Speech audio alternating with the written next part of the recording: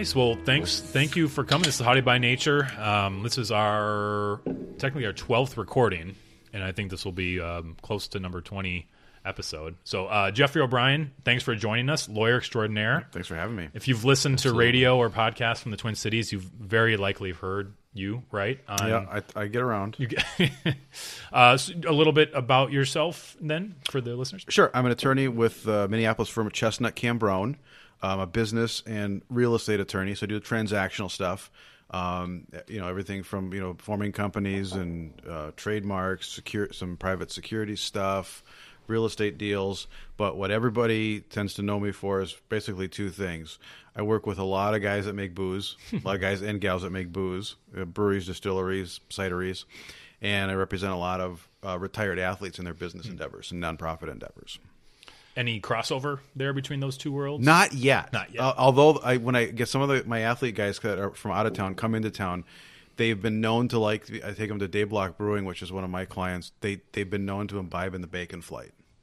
Oh, the Bacon Flight there is out of this world, Yeah. right? Yeah, it's Got some amazing. honey in one. Is that I haven't been there for a while, so I haven't. They change it up every once in a while, so I got to get back there. Okay, so I didn't know. I thought they had a standard. They don't change it as much as they used to, but they do. They will occasionally rotate them. So like one time it'll be like I remember one time when it was like a chocolate dipped rolled in peanut or in potato chip crumbles, and then another time it was the cumin rubbed in chimichurri sauce and brat rubbed in beer cheese. So yeah. So, no delayed reaction there from Jeffrey O'Brien. Yeah. So it's an ingenious idea marketing wise. You got a brewery, you got flights, so they put 3 different kinds of bacon and 3 different kinds of dipping sauce. Yeah. So yeah. Right. Yeah. So Jeffrey, one thing I noticed about you, and we've been friends in social media circles for a number of years. Mm-hmm. Couldn't possibly tell you how that came to be, but it just happens. I'm the same way. It's like, how do we meet? Right. And as we were leading up to our time here tonight, I was like, and Brandon and I kind of talked a little bit about this. Like, is Jeffrey a Liberty person? Is he kind of where does he fit? And then I kind of started doing some investigating. I would put you, broadly speaking, you're a friend of Liberty, I would say. Yeah. Is that fair to say? Yeah. I always joke. I say I'm a single issue voter who's I believe that taxation is theft and who's taking the least of my money. So I tend to go along the lines of who is most likely to get elected and actually cut my taxes. So this year I've been griping up until now. I said, if I'm going to throw the lever for an R for the White House, I expect by July 1st that I've got a tax cut. So epic fail. So I'm happy that they're coming around now. And hold on for a second. So I'm going to get up and go to the wall where all the books are and pull the middle one out, and you get to actually come into the real chambers now. You pass the test. Like you're in. Yeah. And unfortunately, the listeners can't see what I'm looking at, but it is a magnificent. I would put vintage on this tie of about 1984. No, it's about 1997. Actually. Oh, okay. Yep. I'm just thinking of the golden age back when George Shultz, the Secretary of State in the Reagan administration, would go on meet the press wearing a goddamn Adam Smith tie. Yep. That was an administration we could be proud of. Yep. Even if it was only in theory. No, I picked mine up out when I spent one summer between college and law school in D.C. I was working it was actually former Senator then Dave Durnberger. Because I've been at St. Thomas. He was the faculty advisor to our college Republicans, and I begged him for a job for the summer so I could go. I had a chance to go out to Washington before I went back to law school, and was out took in as many Leadership Institute classes as I could, and picked up the tie along the way. So yeah, nice. 20 years old. It's a haughty tie. It really is hot. It's epic vintage. There's just a lot of good stuff going on there that probably means more to me as the old guy in the room. I probably get more from it than these guys do because I'm old enough to remember when Adam Smith ties who would be so audacious as to put the father of the free market on their tie. Like that was fairly audacious in 1981, right? Mm-hmm. So getting back to kind of some of what you do, especially in light of what you just said about being this guy who understands the principles of liberty, and you went to the Institute and all that stuff, and yet you work in this marketplace. I'm talking about especially the liquor, the liquor business, that is you could only say in the context, or maybe with the backdrop of prohibition, it could be deemed a market. I mean, really, it's regulated more than almost anything. Yeah, it's probably one of the most regulated industries, and it is the laws we have. Everybody talks. I get a laugh when they say that they celebrate the day that the anniversary of Prohibition's repeal. I'm like, not really. If you know about it, the fingers are all still here. Right. That the liquor laws in this country, and particularly this state, are some of the most antithetical to liberty that there are. Right.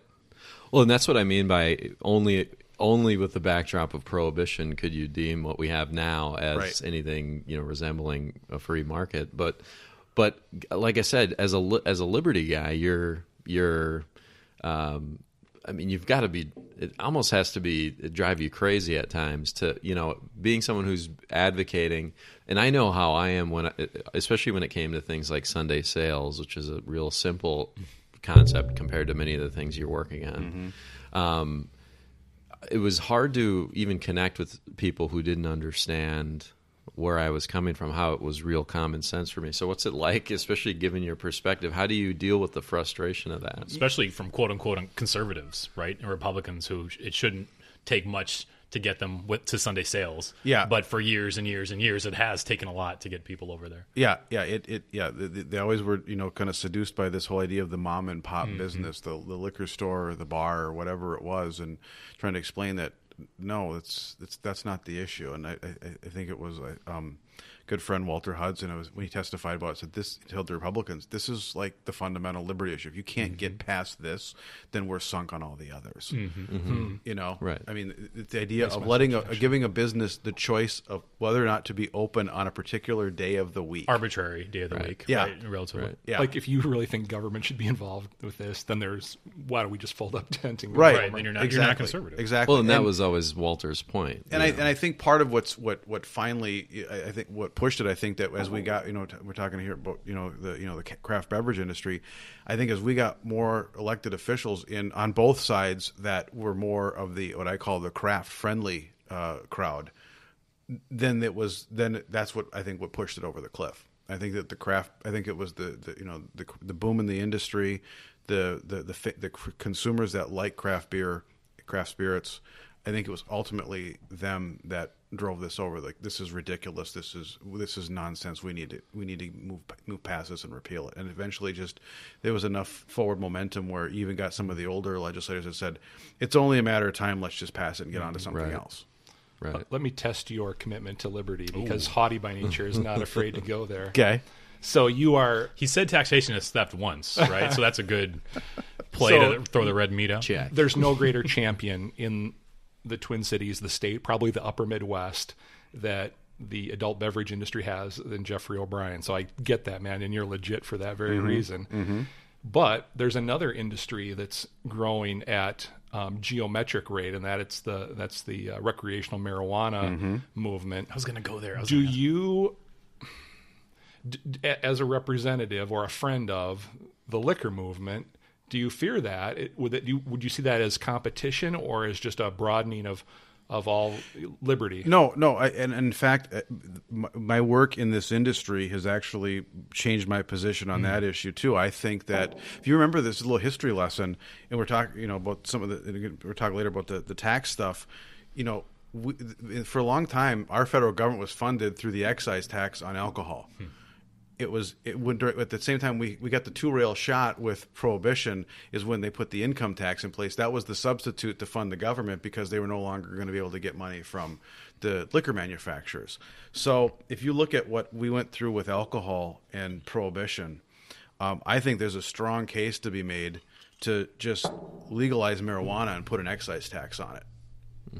And leave it at that. I think that we don't even be talking about 25 to 30% income tax rates. We can talk about 5, 10, 15, or getting rid of the damn thing. Well, the three guys over here are going to be against any tax, but we totally get. That's but progress. I'm just saying that's this. progress. I'm just saying. Progress. I'm saying there is legal Baby precedent steps. for how you would bring it in, legalize it, and Sure. and To that point, what are the differences then between the repealing the prohibitions on alcohol over the last how many decades, right? And the repealing the current prohibition on marijuana. What are the differences in those two industries, or is there anything different besides the cultural aspect and acceptance? I think that a lot of what liquor regulation started out as it was public safety issues. It has mutated into naked self-interest. I'll be on the phone with the folks from the Alcohol and Gambling Enforcement Division, and they'll say, this issue we're dealing with here, this isn't a public safety issue. Okay, but you got a retailer over here whose ox is going to get gored, or a wholesaler, and that's why the law is the way the law is. I think that public safety argument is probably the one that's there still has to be overcome when it comes to recreational marijuana. I think the difference is you don't have.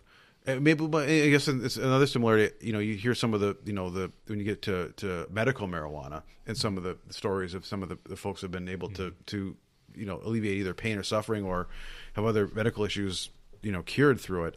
You've got the special interest group out there being big pharmaceutical. They're the wholesalers and the retailers in this fight, and they don't want any alternatives because they make a lot of money the way the system is now.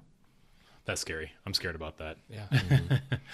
In terms of barriers to legalizing marijuana or decriminalizing at the very least, that big pharma is much scarier than liquor wholesalers to me. Well, I mean, big pharma, you get into things like homeopathic medicine, essential oils, all of these things that the FDA clamps down on.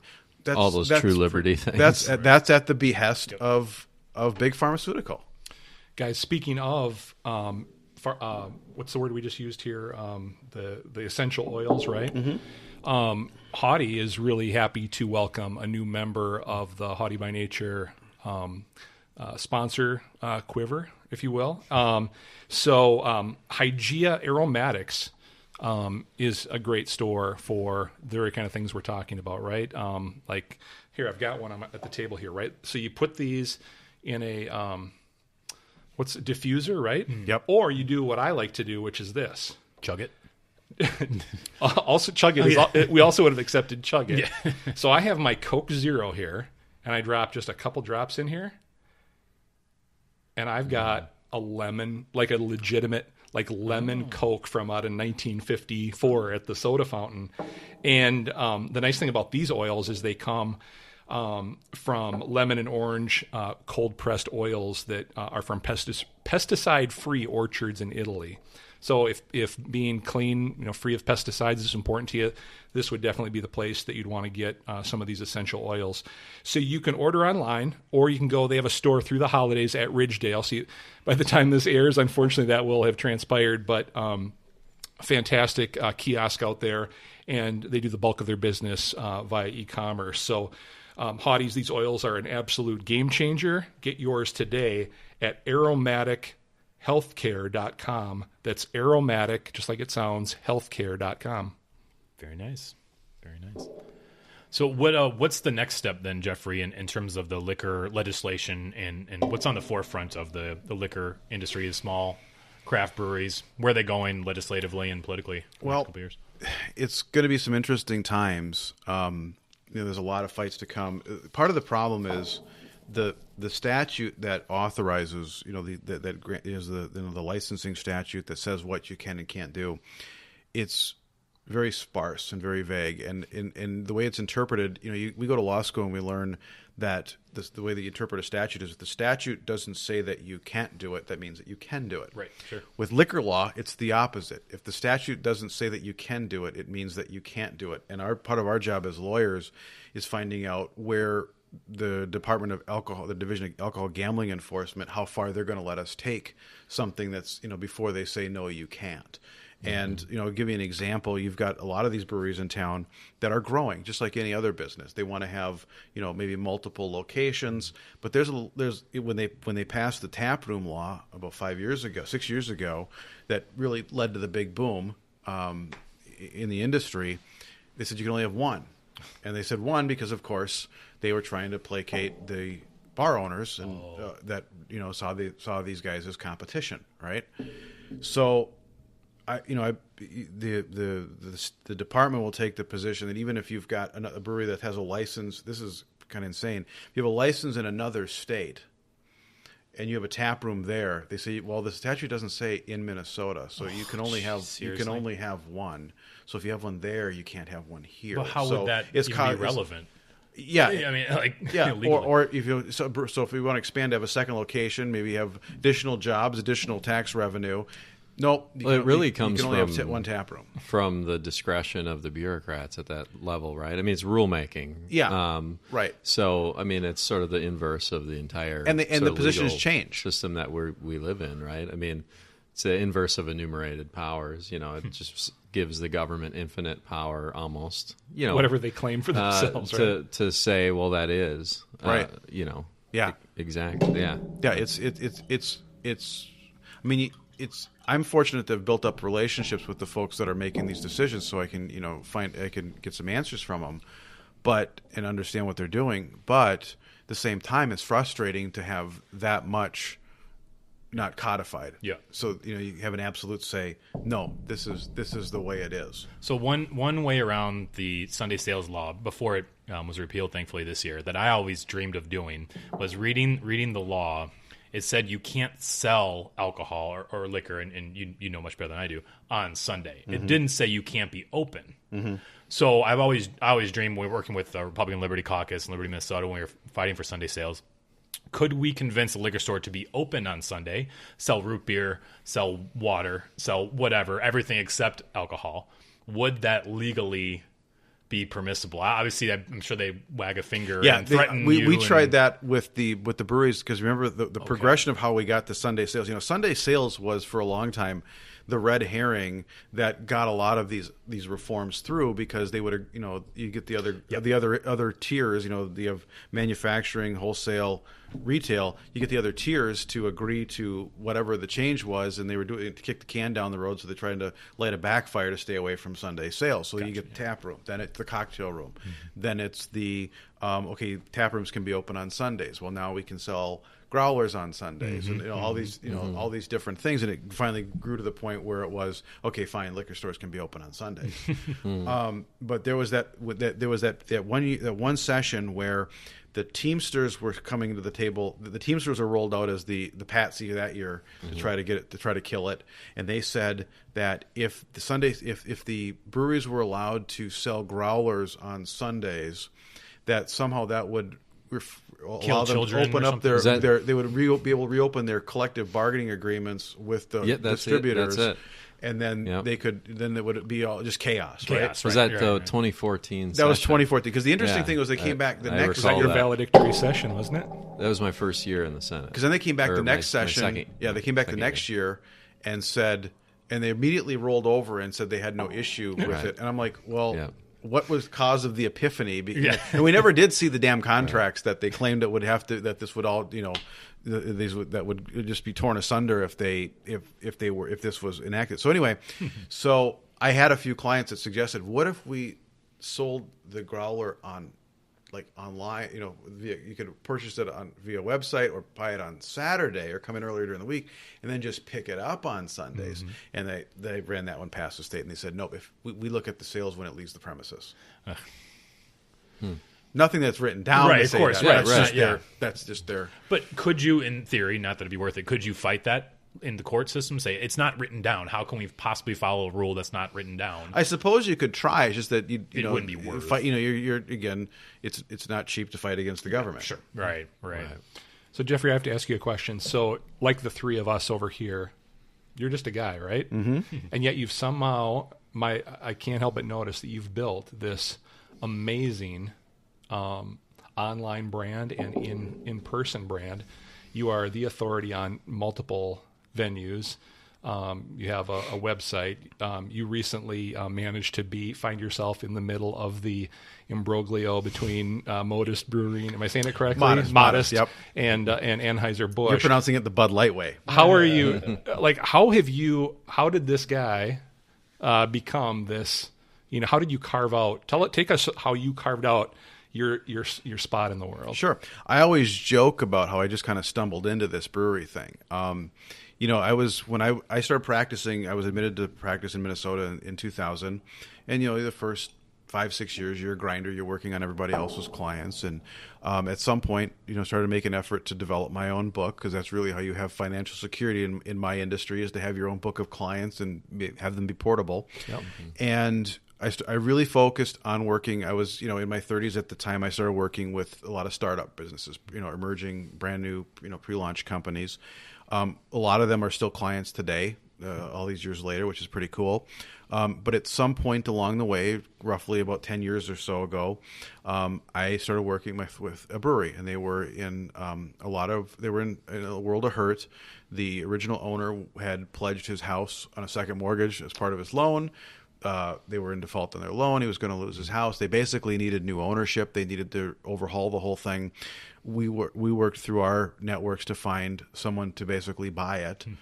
Kept the original owner on as the brewer for a period of time, and then when you do that, when you have a change of ownership like that in an industry that's in the alcohol industry, you have to go back to square one. You have to submit applications for amended licenses with the feds, with the state. You have to do all these things. So we basically learned everything we wanted to know about the legal end of a brewery. And there's a lot of stuff. There's a lot of moving parts. You're forming your company. You have your buy-sell rights with your other partners. You have, in some cases you're raising money. So you have securities laws, state and federal, to comply with. You have trademarks, because, there's like 6,000 breweries in this country now, and everybody's, we're using up all the names to the point where you're just going to start numbering these breweries if we get it anymore. You have the regulatory compliance. You have the real estate piece. There's so many different pieces. And then when they get open, then you have employment issues and distribution and all this stuff. And it's like, this is kind of interesting stuff. There's a lot of moving parts here. This could be kind of lucrative. And so I had always been one that was kind of trying to do a lot of business development marketing, a lot of content marketing. And I was just starting up a blog about the same time when this boom was kind of taking off. Which was when? Give us again. 2009, 2010. Yep. And I said, let's go out and get more. This is fun. And so I was starting to blog right around the time that the Surly bill was going through at the Capitol. And that's how I met Andrew Schmidt, who long before the Sunday sales fight, Schmidt had his Minnesota Beer Activist, was just kind of more of a, a consumer review type organization. I found out later he was just holding his powder until after the taproom fight, and that's when he brought forth the Sunday sales thing. I met him, met some other key people, and one grew to two grew to four, and it just kept growing. Dangerous Man, who we're drinking here tonight, they're Russian Imperial Stout in Lafroig Scotch barrels. Jeez. Thanks for bringing that for us. I'm glad you like it. Great. Dangerous Man has been my client since their beginning. They were in my office. It was like 2 firms ago when I first met them. And so, some of these guys like that, Dangerous Man, Insight, Modest, I've been with them since the beginning. Tattersall, the distillery. So it branched out to when the distilleries came out, because that was one of the outgrowths of the taproom law. Is not, you have the breweries doing tap rooms, but the permit fee for a distillery in Minnesota used to be $30,000. And that's why 45th Parallel is sitting over in Wisconsin, because they weren't paying $30,000 to start a distillery. So as part of at the same time, the same bill that brought in the taproom law created the definition of a micro distillery and put that permit fee at $1,000. And now you have a distilling industry in Minnesota. So you and I, Jeffrey, are big fans of Tattersall. Yep. And you just mentioned Tattersall. You also brought Tattersall gin to us. It's just a beautiful bottle, and it's a great spirit. I'm having it just on the rocks right now, just straight, and it's absolutely impeccable. But I'm at Tattersall probably every 2 to 3 Fridays, right? I mean, I just love that place. I love the vibe. Yep. I actually have this personal ambition in 2018 to take pictures of all the chandeliers in town. Yep. And they would be like, they could easily be on the cover. It's a gorgeous great retail room. space. Yeah. Yep. I'm excited. Tattersall has been at the forefront of. I say they're like the Surly of distilleries from Minnesota, and they established their brand by everybody was putting out gin and vodka. They came out with things like Aquavit, or they had a sour cherry liqueur, or the cranberry liqueur, or the Fernet, and they did all these liqueurs. And it really, I think, really kicked it up a notch. they're distributed in like 11 states now. My wife was just out in Utah. Did not know that. Getting back to the essential oils, my wife's a Young Living distributor, so she was out in Utah okay. 2 weekends Sorry ago. for the competition, Dad. You got to have you got to keep your sponsors happy. So she was out in Utah Gary didn't do his research again. 2 weekends ago. Nah, it's fine. And she was at they're at the nice little resort, and they were at the lounge, and my wife asked if they had Tattersall vodka, and they didn't have it that time. He said, "Yeah, but I've had it. We've had it here before." So we're out in Utah, just outside of Salt Lake City. That's awesome. And we've got Tattersall spirits. People know what Tattersall is, so that's really cool. Yeah. I think that's where we should have the Haughty by Nature holiday party, by the way. And just put Haughty Con? Haughty Con 18. Yeah, Utah, perfect place for Haughty by Nature, Utah. there is they're what I like about them is they're purists. They with the whiskeys. You go there if you're gonna have a whiskey drink. Yes, they did this the thing of everybody knows about the distillery in Indiana which makes all the whiskey and you bring it in. Mm-hmm. They only serve that in cocktails in their cocktail room for now. They have been aging their whiskey the real way, not through some artificial means or something like this, like a few of them in town have done. They do it the old-fashioned way. And it's funny, I was with my partner here this summer, and they had just taken a batch off the stills. They hadn't even put it in barrels yet. Still warm. And he said, Oh, wow. "Do you want to try it?" Oh, wow. And we're like, yeah. Trick So questions. I've got a question. So you talked about the micro distillery and have a distillery room. Mm-hmm. That whole concept. Mm-hmm. I literally in my mind never even conceived of that idea before I heard that it was a thing. Mm-hmm. Like that there was an establishment actually doing those things. Mm-hmm. So as a layperson, an outsider, what are some other things that we should be doing but can't because of the regulatory framework around alcohol? That's a good question. Yeah, so, you take an example like the distilleries. So you go to Tattersall, the distilleries are allowed to sell one 375 milliliter bottle per customer per day. So that the bottle that Gary's got here, it's a 750 milliliter. They can't sell those out of their cocktail room. Okay. Those have to go to the liquor stores. Why? Right. Because Johnson Brothers has Sam Kaplan lobbying for them. They don't like direct to customer right. sales. So they say you can have a 375 per customer per day, but you also have to make anything that you sell in the cocktail room available to wholesalers if they want it. So there's no cocktail room exclusives. Mm-hmm. So they're behind the times in terms of what the rights they have vis-a-vis the breweries. They have far less rights. So you can only buy one small bottle per trip, which makes holiday gift shopping interesting when you can only buy one bottle and have to come back the next day. Mm-hmm. The other things is other issues would be if you they have no self-distribution. I mean, they have no self-distribution. They have to go through a distributor. Okay, so you're going to pay higher prices because it's going through the distributors. And I always use the example. There's a brewery distillery out in Wayzata called Wayzata Brew Works. They're in the old Wayzata Boat Works building. They're right down the hall. They're literally 50 feet down the hall from Six Smith Restaurant, if you guys are familiar with Six Smith.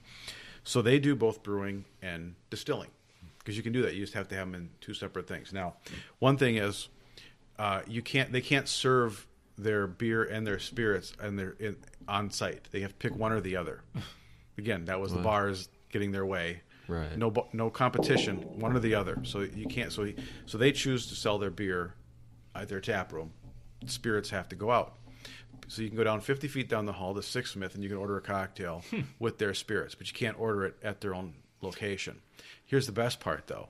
Because they can't self-distribute, they can't walk the case of booze down the hall 50 feet to Six Smith. They have to hire a distributor who will pick it up. A licensed distributor. Yes. Not just some guy. A licensed distributor who will pick it up, bring it down the hall, and sometime in that 50 feet, the price goes up 30%. Wow. And that guy just sits in that hallway. Yeah. I mean, he doesn't. Well, I mean, they come out and I mean, it's just, Yeah. it's that's the reason that we have a lot of the laws the way they are is because the wholesalers make a lot of money in the current system, and they pay a lot to maintain the current system as best as they can. Right. And they definitely have their thumb down on the manufacturers. I mean, we didn't have a manufacturing here in here for a long time. We had, we have a brewery here and there. You have Summit here that's been here for 30 years, but you didn't have this proliferation of manufacturers on all fronts. So now they're here. They're starting to get more politically sophisticated, and they're having some success over at the Capitol. They got snubbed this last year because they pushed, trying to push the we have caps as to. You can't get a growler at Surly because Surly is above the 20,000 barrel production limit, where you can't sell growlers anymore. I'm sorry, but there's so many references and just nomenclature that you're using that if you just replaced the word government or law with like mob or cartel. Oh yeah, I mean, it would just they pushed him out and they've shut him down. And you got to hire some guy. They got to hire some guy to walk it down the thing because Vinny needs his right, and he needs his 30, no. That's juice, that's the wholesalers. When I do my presentations, I have a slide of the mob in the during Prohibition and all the broken bottles, and they got the Tommy guns. I said the only difference between now and then is they don't have as many guns. Right. They're still the Huns basically. I was at every year there's a craft brewers conference around the country. The Brewers Association, which is like the national trade group, does this. And I was there a couple years ago. It was out in Portland, and they had a paneler talking about this whole. They call it the 3-tier system, right? This is how we had the tied houses before Prohibition, and the breweries were bringing about ill repute on everybody by serving the salty sandwiches and then giving them beer. You're looking at some of them. Ill repute. Yeah, and included. And so this system where you have to have the middleman, right? The wholesaler. They have to take it and sell it to the retailer. You can't have the suppliers abusing the retailers or anything like that, making them sell this or that other thing. You got to have this middleman. So we were there was a panel discussion about this 3-tier system and whether or not with the craft beer revolution, if there was some needs for changes. And they had one of the panelists was an attorney and lobbyist for the Kansas beer wholesalers, and he flat out said, "Well, we like it the way it is because we make a lot of money this way. It works for us." And there was at one point though, and I have a recording somewhere of it. I saved it because I always like to show everybody what we're up against opposition wise. He was talking about the role of the wholesaler, and he, honest to God, likened the wholesalers to Christ spreading the gospel. And they said, "Did you seriously?" And the moderator just said, "Did you seriously just compare wholesalers to Christ? You just did that." What was his logic or lack thereof? They were the middleman. They were like bringing the product to the masses or something. And it's like they're the people person. They have people skills. Yeah, pretty much. What do you do? Well, they're the ones. Even though it's who they've been trucking out, the Teamsters or the retailers or all these liquor stores over the years. They're really the ones that didn't want Sunday sales. The wholesalers. Yeah. Right. Yeah, because there's this belief that, this was going to be the slippery slope to convenience stores and grocery stores being able to sell full strength liquor, right? And I understand there might be some movement towards trying, they might try to get that this year. That's going to be another long fight. Could you imagine, though? I mean, what would happen to our communities? I know, because Wisconsin's just fallen off the face of the earth, having all those, all those convenience stores and grocery stores that sell alcohol. Michigan, you can buy 24/7 at grocery stores and full liquor. Everything is hashtag true liberty. It's anarchy. Yeah. I will tell you one story. One side note: I was in my in-laws live in Green Bay. My wife is from Wisconsin. Condolences.